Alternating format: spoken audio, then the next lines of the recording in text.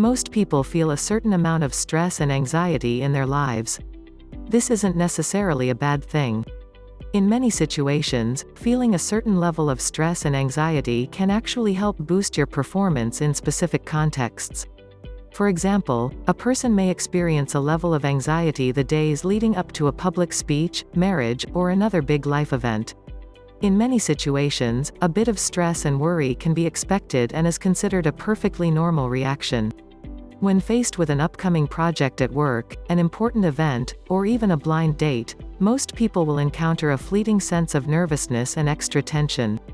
However, persistent and strong feelings of nervousness and anxiety may be a much bigger concern. Anxiety and panicky feelings that linger long after a stressor has passed, or which occur without any clear reason, may indicate that you are struggling with an anxiety disorder. Panic disorder. Feeling panicky doesn't necessarily mean that you have panic disorder. Feelings of panic and anxiety can vary from person to person.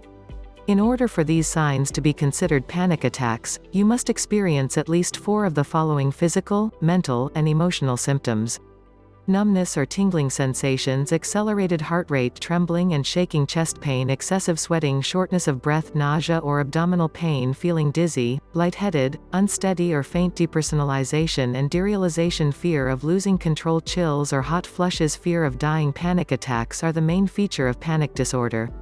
Attacks associated with this condition occur suddenly without any warning or trigger. They arise seemingly from nowhere, typically reaching a peak in a few minutes and then gradually subsiding. They then have either a persistent concern about having additional attacks or changes in your behavior related to the attacks. Generalized anxiety disorder (GAD) is marked by excessive anxiety and worry about a number of events or activities.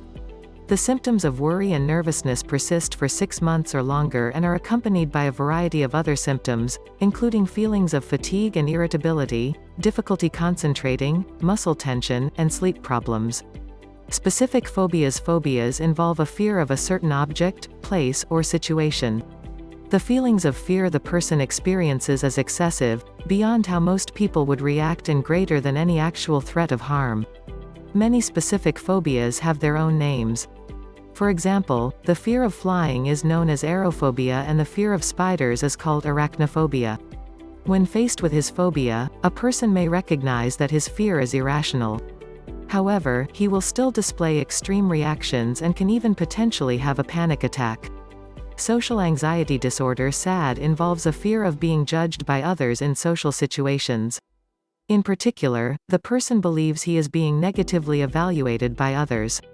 Thinking about being perceived poorly by others only makes the person exhibit more uncomfortable behaviors, such as trembling, sweating, shaking, or blushing.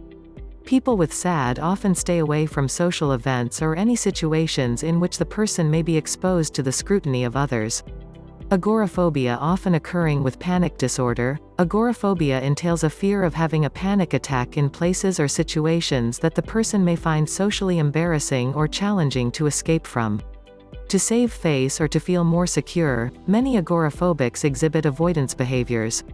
Common avoidances include crowded areas, open spaces, and vehicles of transportation. In some extreme cases, the person is so fearful that she becomes homebound with agoraphobia. Discovering your diagnosis. Anxiety disorders are quite common and tend to affect women twice as often as men. Because of this, experts recommend routine anxiety screenings for women and girls over the age of 13.1. Such screenings can be useful for spotting symptoms of anxiety early on, which may lead to earlier treatment and better outcomes.